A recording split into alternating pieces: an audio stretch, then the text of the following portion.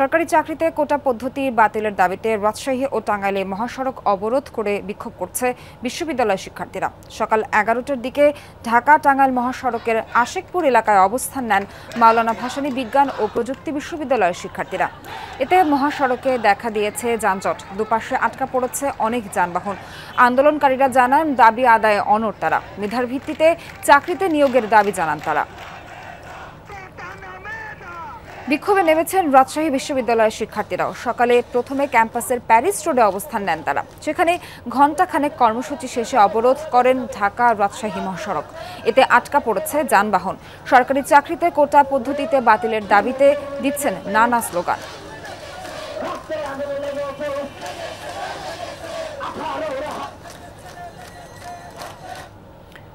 কোটা বিরোধীদের আন্দোলনের খবর জানবো আমাদের সহকর্মীদের কাছ থেকে। শুরুতে যেতে চাই রাজশাহী, সেখানে আছেন আমাদের সহকর্মী তারেক মাহমুদ। তারেক, আন্দোলনরত শিক্ষার্থীরা তাদের দাবি দাওয়া নিয়ে এখন বর্তমানে কি বলছেন, বিস্তারিত জানান।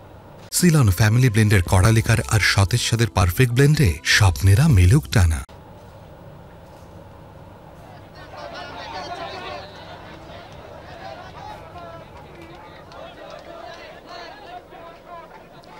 কোটা পূর্ণবহালের প্রতিবাদে রাজশাহী বিশ্ববিদ্যালয়ের শিক্ষার্থীরা সকাল 10টা থেকে কিন্তু রাজশাহী বিশ্ববিদ্যালয়ের যে প্যারিস রোড রয়েছে সেই প্যারিস রোড থেকে বেলা 11টায় রাজশাহী বিশ্ববিদ্যালয়ের যে প্রধান ফটক রয়েছে, প্রধান মূল গেট রয়েছে, সেখানে রাজশাহী ঢাকা মহাসড়কে এসে কিন্তু অবরোধ করে এবং সেই সাথে সাথে এই সরকারি চাকরিতে কোটা পদ্ধতি পূর্ণবহালের দাবিতে কিন্তু যে এই সংস্কারের দাবিতে যে বৃষ্টি উপেক্ষা করে আমি দেখেছি যে বৃষ্টি আসছিল, সেই সময় কিন্তু শিক্ষার্থীরা তাদের যে আন্দোলন সেটি কিন্তু করেছেন এবং শিক্ষার্থীরা বলছেন যে তাদের যে দাবি দেওয়া সেটি কিন্তু না মানা হলে তারা কর্মসূচি চালিয়ে যাবেন এবং তারা 4টি দাবি কিন্তু উপস্থাপন করেছেন।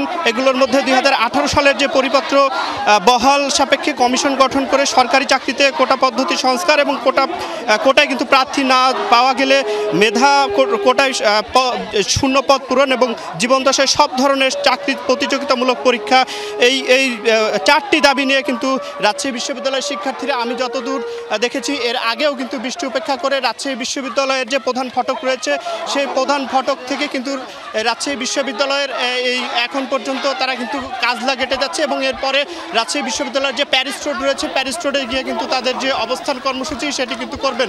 সোহার, তারেক জানাচ্ছিলেন যে শিক্ষার্থীরা 4টি দাবির কথা বলেছেন। দর্শক, আমরা এই পর্যায়ে যেতে চাই টাঙ্গাইলে, সেখানে আছেন আমাদের সহকর্মী শামীম আল মামুন। শামীম, শিক্ষার্থীরা কি এখনো মহাসড়ক অবরোধ করে রেখেছেন কিনা সবশেষ জানাবেন।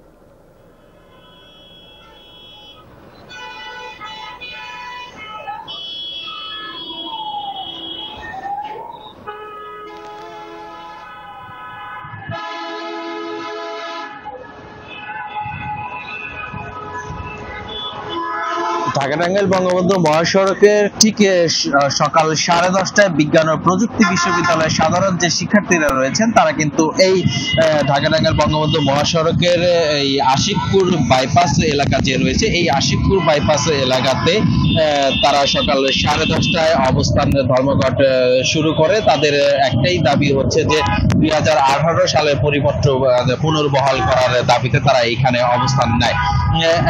বেলা যখন 12টা বাজে তখন কিন্তু তারা এই অবস্থান কর্মসূচি ঘোষণা শেষ করে দিয়ে তারা প্রযুক্তি বিশ্ববিদ্যালয়ে ফেরার পায়তারা করছে। এবং আরেকটি বিষয় জানিয়ে রাখি যে এই যে অবস্থান ধর্মঘট যখন তারা নেয় তখন কিন্তু এই বঙ্গবন্ধু মহাসড়কটি কিন্তু প্রচুর পরিমাণে গাড়ির মহাসড়কে এইখান দিয়ে উত্তরবঙ্গের প্রায় 23টি জেলার যানবাহন চলাচল করে। আপনি দেখতেই পাচ্ছেন যে দুই পাশে উত্তরবঙ্গমুখী এবং ঢাকামুখী যে রাস্তা রয়েছে দুই পাশেই কিন্তু বড় আকারের জটলা সৃষ্টি হয়ে গিয়েছে।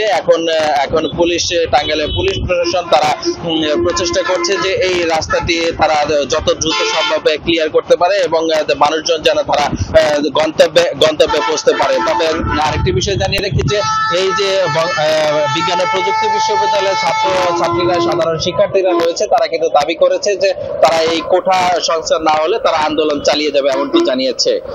শামীম, দাওয়া দেওয়া সম্পর্কে আপনি বিস্তারিত জানাচ্ছিলেন টাঙ্গাইল থেকে, ধন্যবাদ আপনাকে।